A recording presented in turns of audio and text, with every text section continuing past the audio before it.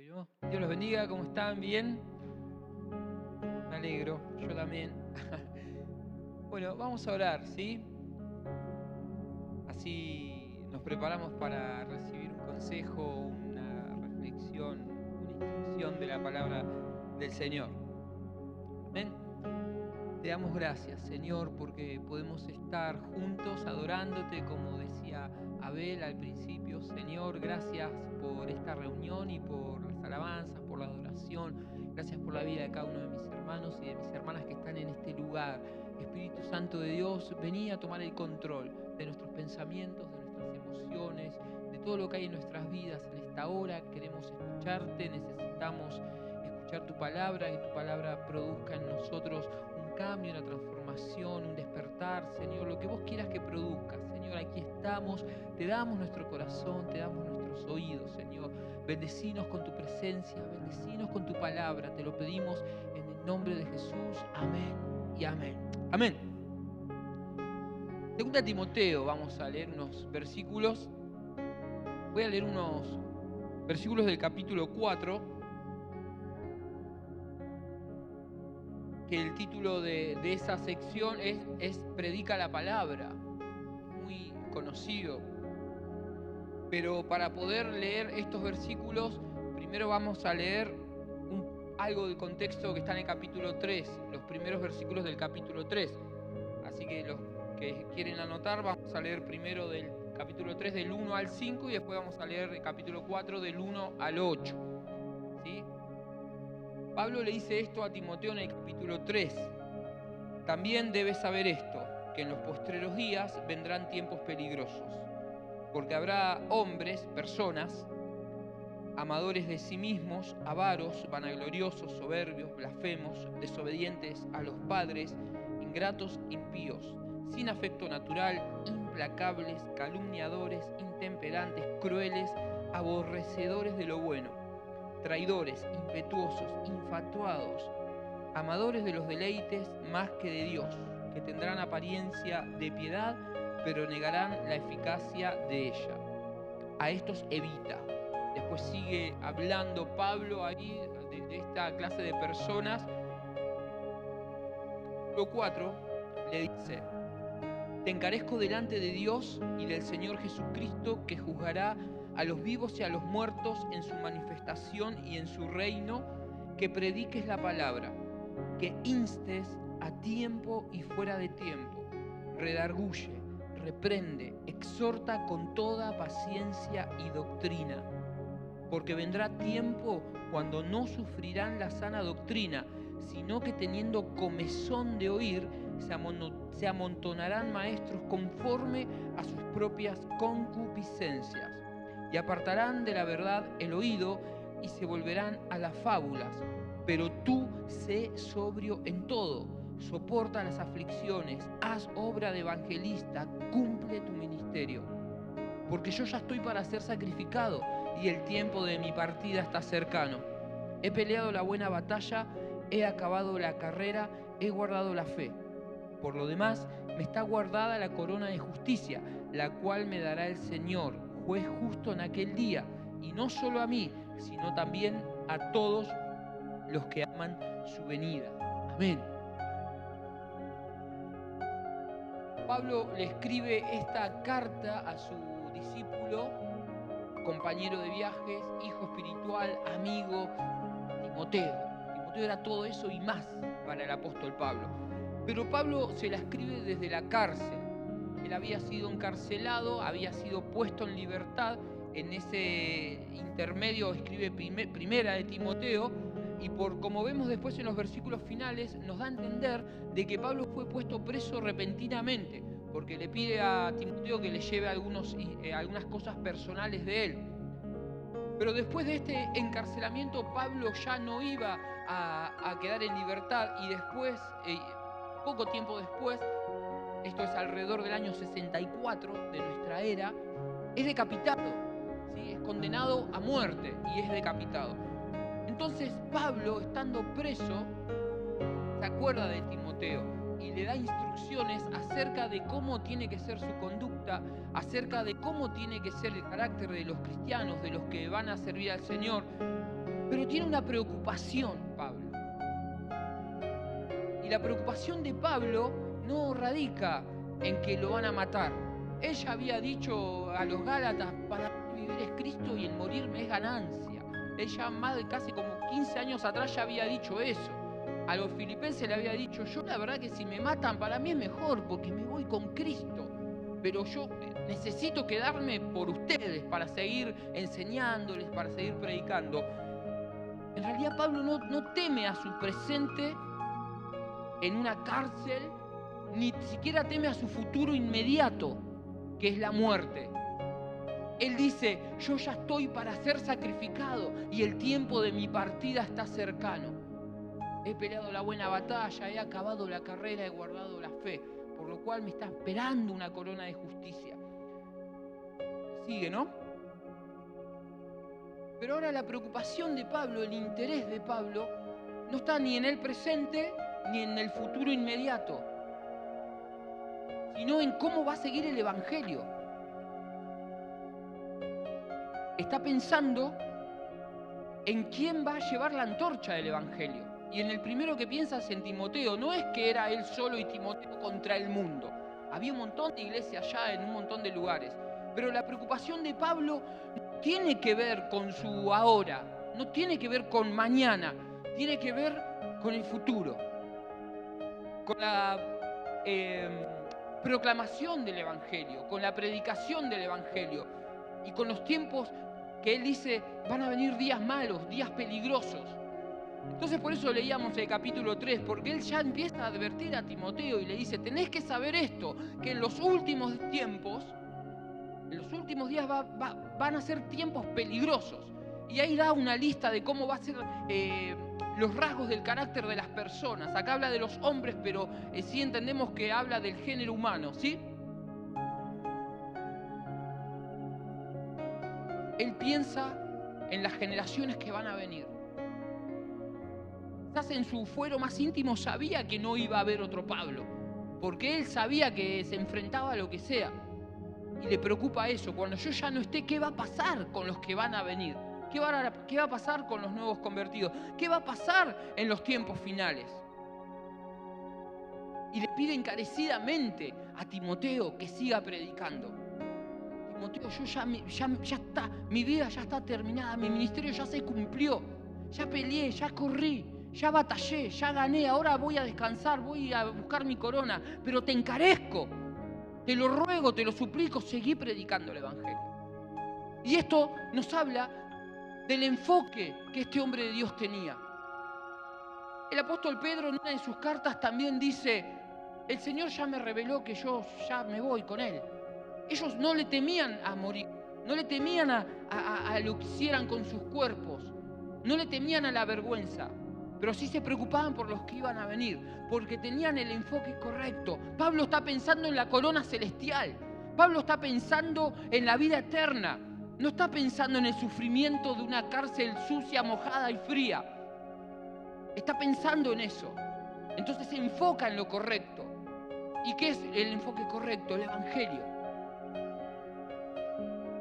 La palabra de Dios. Y esto es un gran ejemplo para nosotros. Porque nosotros no nos enfocamos a veces en lo correcto. Y realmente estamos en estos tiempos finales que Pablo decía. Vemos estas características, vemos cómo el amor se enfría, ni hablar de las señales que vemos. Si nosotros no notamos que estamos en los tiempos finales, bueno, tenemos que abrir los ojos. ¿Amén? Y recuperar ese enfoque. Ese enfoque que tuvimos en algún momento al principio de nuestra vida en Cristo, que solo queríamos agradarlo a Él, que solo queríamos servirlo a Él, que no importaba el mañana, no importaba si mis zapatillas estaban rotas o si tenía un paquete de fideos para comer. Yo solamente quería adorar al Señor, servir al Señor y decirle a otras personas que Jesús vive, que Jesús cambia, que Jesús salva. Y ese es el enfoque que hoy la iglesia del Señor tiene que recuperar. Porque muchas veces estamos enfocados en lo inmediato. Estamos enfocados en la aflicción temporaria. Hace 2 semanas prediqué sobre el tiempo presente, o 3 semanas, no me acuerdo. Y les decía que tenemos que enfocarnos y mirar siempre más allá. El presente es temporario. No importa qué tan bueno o qué tan malo sea, el presente va a pasar y va a abrir paso inexorablemente al futuro. Entonces, para enfrentar el futuro y los tiempos estos peligrosos, estos tiempos malos de los que habla Pablo, necesitamos tener el enfoque correcto. El apóstol virtualmente estaba muerto, pero antes de ese punto final sigue dando instrucciones. ¿Para qué? ¿O para quiénes? Para los que vendrían. Y hoy nosotros leemos lo que él escribió hace casi 2000 años. Eso es para nosotros. Entonces Pablo, me imagino, pensando en estos tiempos, ¿no? Los tiempos finales, los tiempos de los días peligrosos, y tratando de preparar una iglesia que pueda enfrentar y atravesar esos tiempos peligrosos. ¿Amén? ¿Por dónde estaba? Ya empecé a irme por las ramas. No sé para qué hago esto. Entonces le pasa esa antorcha. Timoteo representaba la generación siguiente. En Timoteo también estamos representados nosotros, que somos quienes tenemos que atravesar estos últimos tiempos.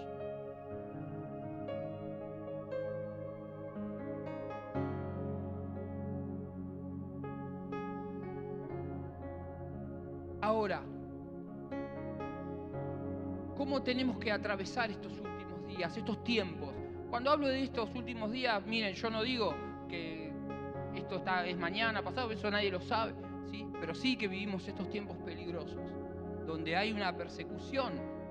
En algunos países es explícita y en otros países, como el nuestro, es tácita, ¿no? Está, pero no la notamos. Porque cuando te bombardean de un montón de cosas en las redes sociales, en la tele, todo, hay una persecución. Cuando todos los principios en los que nosotros creemos y en los que se sustenta nuestra fe son puestos en ridículo o son estimados como pasados de moda o algo, eso es una persecución, ¿sí? Cuando te dicen que solo te tenés que preocupar por el ahora, por lo que te dice tu corazón, y eso que te genera una confusión, porque la palabra de Dios dice lo contrario, eso es una persecución. Entonces nosotros tenemos que estar atentos y alertas. Ahora, ¿cómo podemos atravesar estos tiempos? Pablo dice, porque vendrá tiempo, ya había hablado de los días finales. En el capítulo 3 ya había dicho, tenés que saber esto, que en los últimos días van a venir tiempos peligrosos. Acá en el capítulo 4 dice otra cosa referente a esos últimos tiempos, ¿no? Vendrá tiempo cuando no sufrirán la sana doctrina, sino que teniendo comezón de oír, se amontonan maestros conforme a sus propios malos deseos, a sus propias intenciones pecaminosas, ¿no? Eso es lo que significa esa palabra, concupiscencia. Y apartarán de la verdad el oído y se volverán a las fábulas, pero tú sé sobrio en todo, soporta las aflicciones, haz obra de evangelista, cumple tu ministerio. ¿Cómo tenemos que atravesar este tiempo? Lo primero, dispuestos a sufrir la sana enseñanza. Pero, ¿por qué en la iglesia se sufre? Yo soy cristiano, yo elegí seguir a Jesús no para sufrir, ¿no? Pero a mí me dijeron que soy un arcoíris, conejitos saltando por ahí, mariposas. Capaz que hay algo de eso. Pero ¿qué es sufrir la sana doctrina? La sana enseñanza. La sana enseñanza a veces nos hace sufrir. El Evangelio un poco te tiene que hacer sufrir. Y ahora voy a explicar. ¿Por qué hace sufrir? Dice el escritor de Hebreos, ya que se va a estudiar Hebreos, que la palabra de Dios es como una espada que parte, ¿no? Que separa el alma del espíritu, las emociones, los pensamientos, la voluntad del espíritu, que es aquello que verdaderamente cobra vida cuando nos conectamos con Dios. Como diría Pablo también en 1 Corintios, capítulo 3, para acomodar lo espiritual a lo espiritual, ¿no? La palabra de Dios te separa lo que es emocional de lo que es espiritual. ¿Y por qué se sufre la sana enseñanza? Porque esa separación es como un bisturí, ¿no? Cuando Dios trabaja en tu corazón es como un bisturí. Y vas a sufrir la sana enseñanza en un punto. ¿En qué punto? Hasta que te alineas con ella. La vas a sufrir cuando trabaja en tus emociones, cuando trabaja en tu carne, cuando te dice eso está mal.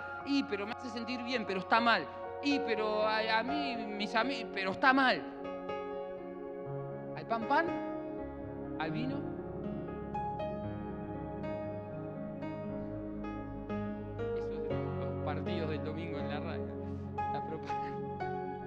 pan, al vino, vino. ¿Sí? Hoy es como que no predicamos tanto que lo que está mal está mal. Hoy es como que no nos gusta escuchar que lo que está mal está mal. Pero lo que está mal, está mal. Lo que está bien, está bien. ¿Qué es lo que está bien? Todo lo que está en la Biblia. Todo lo que está en la Biblia, aunque me duela. Entonces sufrir la sana doctrina es eso. Sufrirla. Sufrirla. El pecado es pecado, siempre. Siempre. La carne es la carne, el espíritu es el espíritu. Entonces dice el apóstol Pablo que en los últimos días no van a querer sufrir la sana doctrina, sino que teniendo ganas de escuchar cosas lindas, se van a amontonar a ver quién dice lo más lindo. Y desde estos lugares donde se predica a la gente, es una tentación predicar lo bonito, para que la gente no se enoje y se vaya. Y el que tiene más gente en la iglesia, ¿no? Es como el pastor más exitoso. Y la verdad es que corremos un gran riesgo, no solo en desear escuchar solamente lo lindo, sino también en sentir la tentación de predicar solamente lo lindo. Porque la sana doctrina se sufre, porque te hace doler, porque le hace doler a tu carne, porque desestabiliza todo tu sistema de valores hasta que te alineás a ella. Ahora, cuando te alineás a ella, te puedo asegurar que no te mueve nada. Nada. Entonces, ¿cómo tenemos que atravesar los últimos tiempos? Estando dispuestos a sufrir la sana doctrina, es decir, aceptar lo que la Biblia dice, aunque esté en contra de lo que todo el mundo dice y en contra incluso de lo que yo quiero. No un mensaje light, ni basado en emociones, ni un mensaje humanista, ¿sí? Ahora después también le dice a Timoteo, soportá las aflicciones. ¿Sos cristiano? Soportá las aflicciones. Jesús dice, en el mundo van a tener aflicción. Lo dijo Jesús, no te traicionó el Señor. No te mintió. Lee acá todo lo que dice. Entonces a veces atravesamos aflicciones. Pero ¿cómo sigue Jesús esa frase? Pero confíen. Yo he vencido al mundo. Vas a pasar aflicciones, pero tenés que estar dispuestos, no solo a sufrir la sana enseñanza, sino a atravesar esas aflicciones. ¿Cómo tenemos que pasarla? Cumpliendo el ministerio. Todos tenemos un llamado a ministrar en algo, en un área específica. Todos los que estamos acá, si hemos nacido de nuevo, si nos hemos convertido de todo corazón, Dios ha colocado en cada uno, en cada una, un llamado específico a servirle en un área específica. Pablo le dice, soportar las aflicciones, hacer obra de evangelio, cumplí tu ministerio. ¿A qué te llamó Dios? Dios no te llamó a sentarte ahí los jueves, los domingos y de vez en cuando en una reunión especial. Dios no te llamó a que te quedes sentado o sentada esperando su regreso. Dios te llamó a algo específico, si no Dios no te hubiera llamado, porque Dios nos llama inútiles. O mejor dicho, llama inútiles y nos convierte en gente útil para su reino. ¿Amén? ¿A qué te llamó Dios? Puede ser que alguno todavía no lo sepa. Bueno, empiece a orar. Que este 2023 no termine sin que sepas a qué te llamó específicamente el Señor. Proponételo, desafíate a vos mismo, a crecer. Es tiempo de madurar. Estos tiempos requieren de cristianos fuertes, de cristianos que caminen en la palabra, de cristianos que soporten las aflicciones por la fe, de cristianos que caminen en el llamamiento que Dios le ha dado.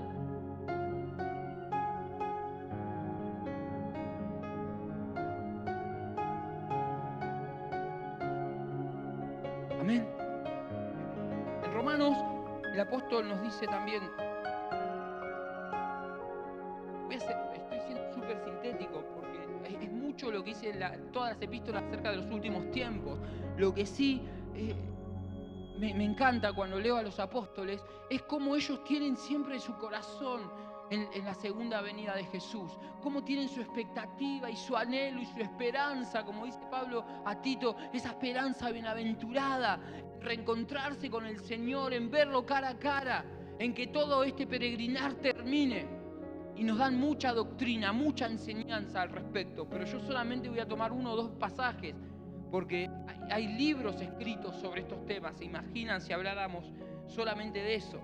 Pero Romanos 3, del 11 al 14, Pablo escribe esto.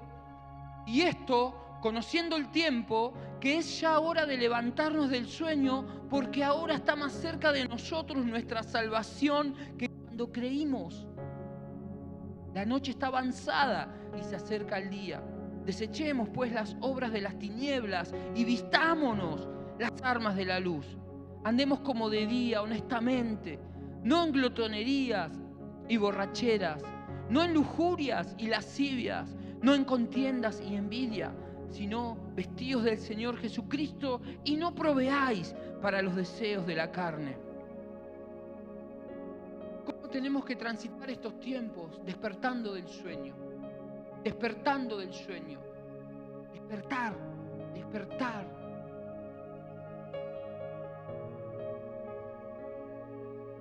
Cuando dormimos, no estamos conscientes de lo que pasa alrededor. ¿O sí? ¿Dormiste? ¿Sí? ¿Estás durmiendo? Lo que soñamos en esos momentos de sueño no es algo real tampoco. Salvo que sea un sueño de parte de Dios, ¿no? Sí, que Dios te muestra algo que va a suceder. Entonces, mientras dormís, no estás consciente de lo que pasa a tu alrededor. Mientras soñás, eso soñás no es algo real. Entonces, si no despertamos, vamos a tener falsas expectativas, vamos a estar viviendo una realidad de que es como una ilusión. Vamos a estar viviendo una realidad alterna, creyendo que lo que vivimos es la realidad cuando no lo es. Por eso el apóstol dice, es hora de que despierten del tiempo, del sueño. Conociendo el tiempo, estos tiempos difíciles, finales, es hora de que despierten del sueño. Y otra vez vuelvo a mencionar esto del tiempo final, que dice, ahora está más cerca de nosotros nuestra salvación que cuando creímos al principio. Su enfoque siempre puesto en ello. Entonces a veces el Espíritu Santo nos va a hacer sentir cuando estemos dormidos. ¿Y cómo tenemos qué tenemos que hacer? Despertame, Señor, despertá mi espíritu, Señor, despertame a lo que estás hablando, Señor, despertame a lo que estás haciendo, despertame. Pues es como que a veces estamos en un letargo. Entonces este es un tiempo para despertarnos. En Mateo 25 vemos la parábola de las 10 vírgenes, ¿se acuerdan? Dice que estaban las 10 vírgenes esperando al novio, al esposo, y se hacía tarde, de noche, y no venía. Y se durmieron, todas se durmieron. Solamente que había 5 que tenían su vasija, ¿no? Su lámpara llena de aceite. ¿Qué pasaba? Cuando iban a encender la mecha, iba a alumbrar. Y las otras 5 no. En el apuro, ¿qué hacen? Le dicen, che, dennos un poco de aceite. No, porque después les va a faltar a ustedes y nos va a faltar a nosotras. Vayan y búsquenselo. Las 5 prudentes y las 5 insensatas. Esa es una historia muy, muy conocida. Los que no la conocen la pueden encontrar en el capítulo 25 de Mateo, los primeros 13 versículos. Entonces esa vasija entendemos que representa nuestro corazón. Y ese aceite entendemos que representa la presencia de Dios. Necesitamos llenarnos de Dios. ¿Para qué? Para poder alumbrar en medio de esta generación, como dice Pablo, maligna y perversa, ¿no? Y no solo alumbrar, sino brindar calor. Brindar calor tiene que ver con abrazar, con amar, con ser personas que podamos dar algo a nuestro entorno, a nuestra acción. Entonces ya termino.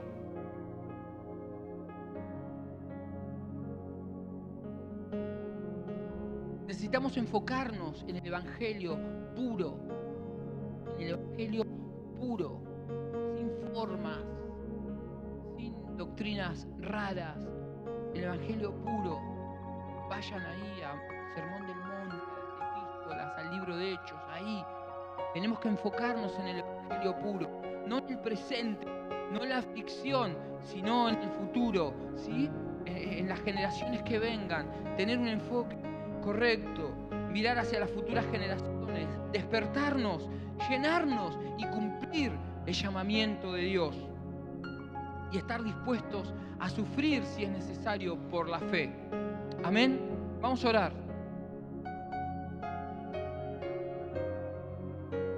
Padre, te damos gracias en el nombre de Jesús por tu palabra, por los consejos, Señor, por las palabras que escribieron estos hombres inspirados por tu Espíritu.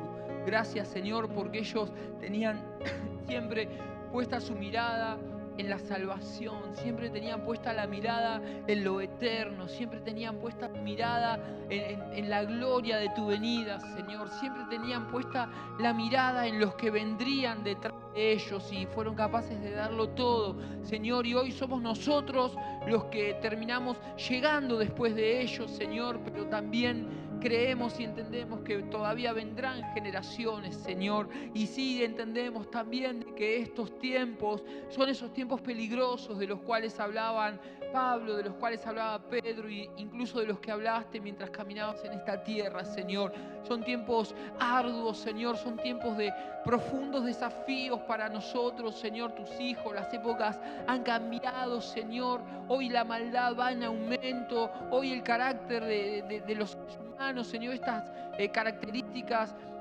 se ven muy pronunciadas, Señor, y todo esto es señal de que estamos caminando en esos tiempos peligrosos. Pero Dios, no podemos vivir dormidos, no podemos vivir de una manera ligera o liviana tu evangelio. Ayúdanos, despertanos, Señor, despertar nuestro espíritu, despertar nuestro corazón en este tiempo para lo que vos estás hablando, para lo que vos querés hacer con la iglesia, Señor, en esta generación, que podamos ser parte, que no nos durmamos, Señor, sino que nos levantemos, Señor, con poder, con la revelación, con la sabiduría que tu Espíritu Santo, que tu palabra nos proporcionan. Dios eterno, ayúdanos, Señor, en esta era, en esta época. Fortalecenos, Dios, para que podamos caminar, para que podamos, Señor, pasar la antorcha a la siguiente generación. Y, Señor amado, sobre todo, que podamos estar dispuestos a alinearnos con tu palabra, a sufrir la sana doctrina, a soportar las aflicciones, Dios, hacernos cristianos fuertes, hacernos cristianos decididos a abandonar el pecado, a abandonar los vicios, Señor, a abandonar, Padre, todas las obras de la carne, a no proveer para ellas, Señor, sino entender que todo el presente, Señor, es solamente una sombra, algo pasajero, y que vamos, Señor, hacia tu gloria. Oh Dios eterno, revelate con mayor poder en nuestras vidas, Señor, y guíanos en todo momento para cumplir el ministerio, para cumplir el llamamiento que tenemos de parte tuya, Señor, como lo hicieron estos hombres, Señor, y como lo han hecho tantos otros, Señor, y como aún muchos hoy lo están y lo estamos haciendo, Dios amado, en el nombre de Jesús. Te amamos, amamos tu presencia, amamos tu evangelio, amamos tu reino, Dios, y queremos darte lo mejor de nuestras vidas. En el nombre de Jesús te damos muchas gracias, Señor. Amén y amén. Amén. Que Dios los bendiga a todos.